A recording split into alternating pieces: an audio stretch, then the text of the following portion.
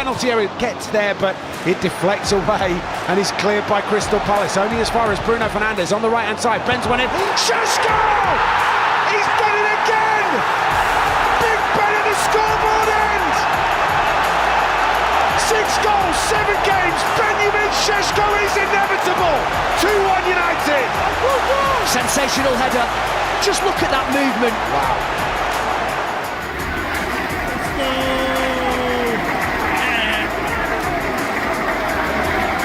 In a position where we've got the choice and to rotate things, to change things depending on the game, where we see the strengths and our game on against a certain team. So listen, absolutely delighted. It's a fantastic head.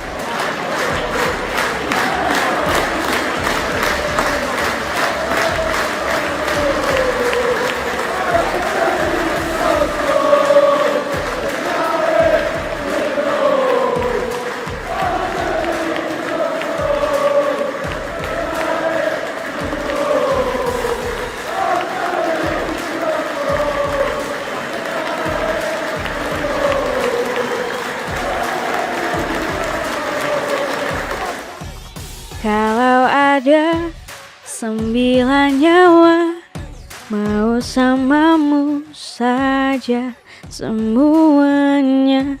Ini dada isinya King MU semua.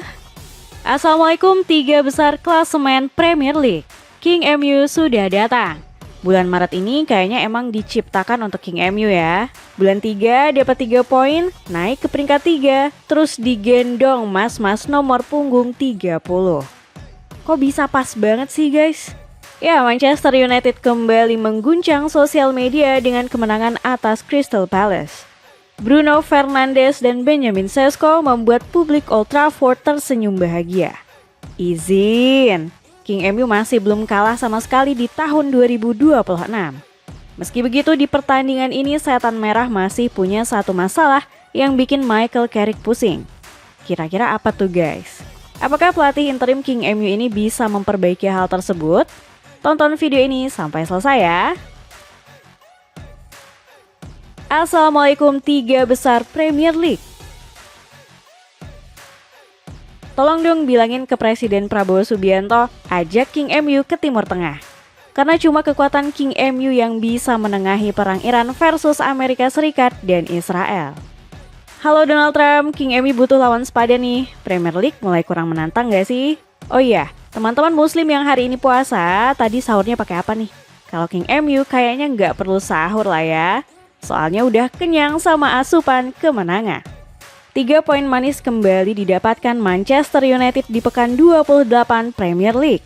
Setan Merah berhasil mengalahkan Crystal Palace dengan skor 2-1 di Old Trafford. Sebelum pertandingan, Oliver Glasner nggak gentar dengan tren positif King MU. Pelatih Crystal Palace ini malah berambisi menghentikan rekor unbeaten United di 2026. Ketika Man United bermain di Old Trafford melawan Crystal Palace, semua orang berekspektasi bahwa mereka akan menang. Jadi saya tidak sabar untuk merusak ekspektasi itu di depan pendukung mereka, tutur Glasner. Omongan pelatih asal Austria ini langsung dipraktikan anak asuhnya sejak menit awal pertandingan. Di luar prediksi, Crystal Palace malah unggul lebih cepat lewat gol Max Lacroix di menit keempat. Berawal dari skema sepak pojok, bek Prancis ini tiba-tiba mendapat ruang kosong untuk menyundul bola. Di momen ini, koordinasi pertahanan United sangat terlihat hilang fokus. Leny Yoro layak mendapat kritik karena gagal mengawal Lacroix dengan baik. Tertinggal 1 gol, United semakin kesulitan mengendalikan permainan. Sebaliknya, Crystal Palace justru semakin percaya diri untuk membuat peluang berbahaya di sepertiga akhir pertahanan United. Kombinasi Brennan Johnson dan Ismaila Sarr benar-benar merenggangkan lini pertahanan King MU. Luke Shaw dan Diogo Dalot sering out of position saat Johnson dan Sarr menguasai bola. Struktur pressing United juga sering berantakan sehingga build-up Crystal Palace terlihat sangat cair. Kami akan membedah sedikit terkait permasalahan ini. Michael Carrick masih menggunakan struktur pressing 4-4-2 untuk menekan build-up Crystal Palace. Benjamin Šeško dan Matheus Cunha akan menjadi 2 pemain terdepan dalam pakem ini. Sementara Bryan Mbeumo Bruno Fernandes, Casemiro, dan Kobbie Mainoo akan melapis di second line pressing. Namun, struktur ini dengan mudah dibypass oleh Crystal Palace karena koordinasi dan komunikasi pressing United kurang rapi. Saat satu pemain naik, pemain yang lain justru terlambat melakukan cover. Alhasil ada banyak celah kosong yang menjadi sasaran empuk Crystal Palace. Ditambah, para pemain United sering miskomunikasi.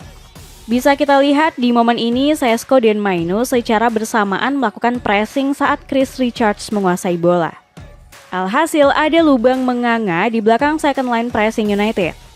Tim tamu pun dengan mudahnya melakukan progresi bola ke area pertahanan setan merah. Di momen ini, giliran Šeško dan Cunha yang terpancing untuk menekan Richards. Dan hasilnya bisa ditebak, bola operan Richards mendarat mulus di kaki-kaki pemain Crystal Palace. Pemosisian para pemain King MU juga terlalu sempit atau berdempetan.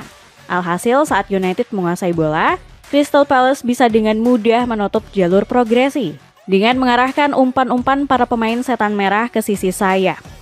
Selain masalah out of possession dan struktur permainan, lini depan United juga tumpul di sepanjang babak pertama. Setelah unggul, Crystal Palace benar-benar cerdas untuk nggak terpancing menyerang habis-habisan. Klub berjuluk The Eagles ini bermain lebih santai dan bertahan dengan skema low block. Hasilnya, para penyerang King MU yang sangat berbahaya dalam situasi counter attack langsung mati kutu. Benjamin Šeško yang diturunkan menjadi starter di match ini juga tidak banyak membuat ancaman.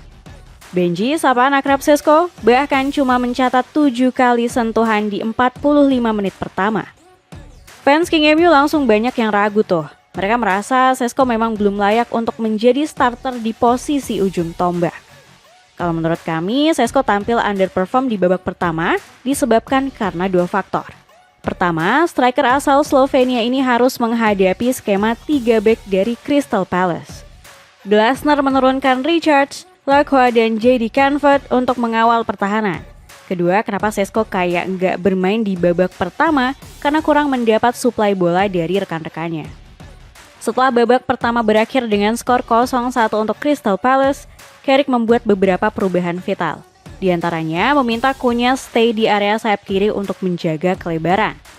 Biasanya pemain asal Brazil ini diberikan kebebasan untuk menjelajah lapangan.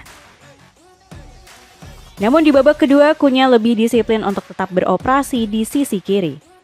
Hasilnya langsung manjur bikin pertahanan Crystal Palace yang rapi dan terstruktur jadi berantakan dan acak adut. Kita bisa melihat pergerakan berbahaya Cunha yang berbuah pelanggaran di kotak penalti. Berawal dari umpan brilian Bruno, Cunha memaksa Lacroix melanggarnya di kotak penalti.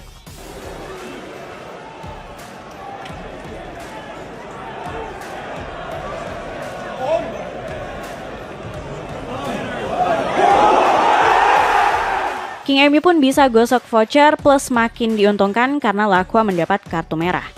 Bruno yang maju sebagai eksekutor menyelesaikan penalti dengan dingin tanpa hambatan.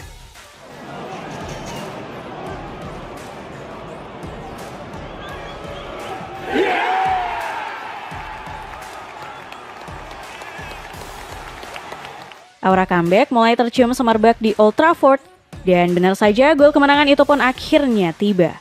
Lagi dan lagi Šeško yang menjadi penentu. Dia lagi aja tuh pahlawannya ya. Šeško yang kesulitan di sepanjang babak pertama langsung kasih paham lewat gol sundulan maut ke gawang Dean Henderson.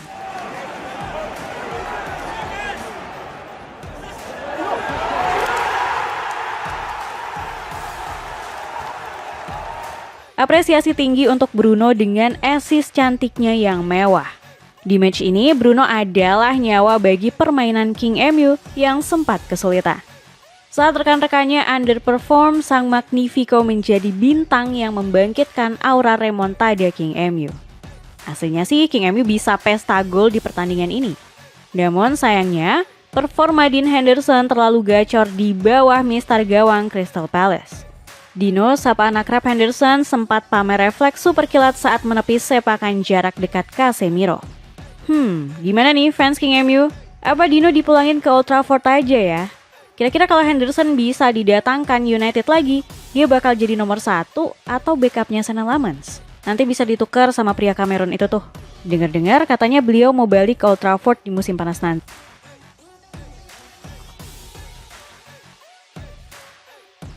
Anyway, keberhasilan King MU melakukan remontada sempat bikin Glasner dongkol. Pelatih Crystal Palace ini menyindir wasit terlalu baik dengan bersedekah penalti ke King MU. Ini bukan penalti, mungkin kartu merah untuk pelanggaran di luar kotak penalti. Tapi pelanggaran dimulai di luar kotak penalti. Mungkin sedikit bonus Old Trafford, kata Glasner. Aduh Pak Glasner, marah boleh, tapi jangan asal nuduh gitu dong. Lain kali tolong bilangin ke Lahua Pak, kalau mau ngambil bola dari Kunya bisa pakai tackle. Jangan main tarik baju dong. Rompi keren dari Kangki ini punya desain keren yang skena banget. Cek linknya di bawah ini. Satu pekerjaan rumah Michael Carrick. Kemenangan atas Crystal Palace bikin King MU meroket naik ke peringkat 3 Premier League. Gak sia-sia tuh fans King MU nonton pertandingan semalam. You can feel the disdain. Oh my God!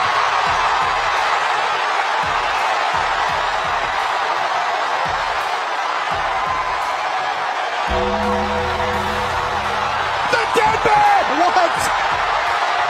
Undertaker! Selain itu, menang lawan Crystal Palace juga nggak bisa ditiru semua tim guys. Ada loh yang musim ini kalah dari Crystal Palace yang sedang kacau balau. Kira-kira klub mana tuh guys? Coba bisikin ke admin di kolom komentar.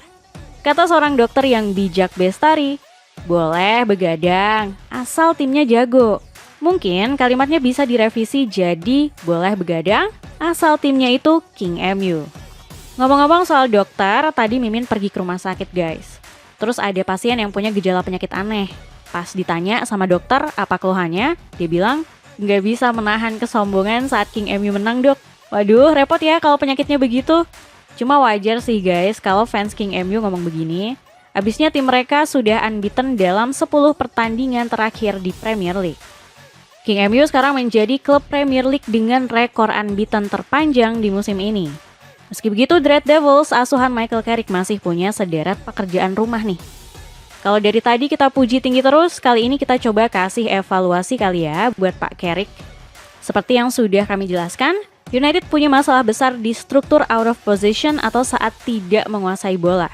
Skema pressing setan merah yang diracik Carrick sering dengan mudah dibobol lawan. Pertandingan kontra Fulham, Everton, dan Crystal Palace semakin membuktikan masalah tersebut.